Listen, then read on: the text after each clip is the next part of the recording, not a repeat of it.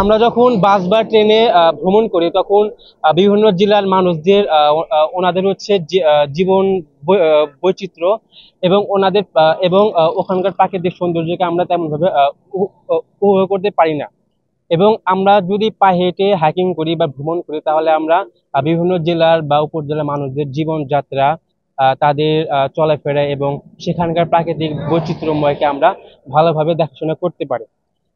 এবং হচ্ছে আমাদের মূল উদ্দেশ্য হচ্ছে আমরা পুরো বাংলাদেশকে, পুরো 64টা জেলা আমরা পায়ে হেঁটে ভ্রমণ করব। এবং তারপর হচ্ছে আমরা টেকনাফ টু তেঁতুলিয়া ভ্রমণ করবো এবং আমাদের স্বপ্ন হচ্ছে হিমালয় ছোঁয়া এবং এভারেস্ট জয়ী করা এবং মানুষের মাঝে পরিচ্ছন্নতা বার্তা পৌঁছে দেওয়া। মানুষ যেখানে সেখানে ময়লা আবর্জনা ফেলছে, ডাস্টবিন ব্যবহার করছে না, যেখানে সেখানে চিপস বা চকলেট খেয়ে তার খোসা রাস্তাঘাটে ফেলছে। আমরা হেঁটে হেঁটে মানুষকে সচেতন করব যে মানুষ যেন ডাস্টবিন ব্যবহার করে এবং নির্দিষ্ট ধরনের ময়লা ফেলে।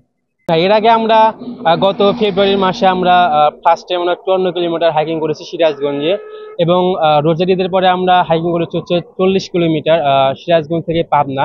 এবং আমাদের তৃতীয় জেলা হচ্ছে আজকে বগুড়া। আমরা সিরাজগঞ্জ থেকে বগুড়া পায়ে হেঁটে যাব।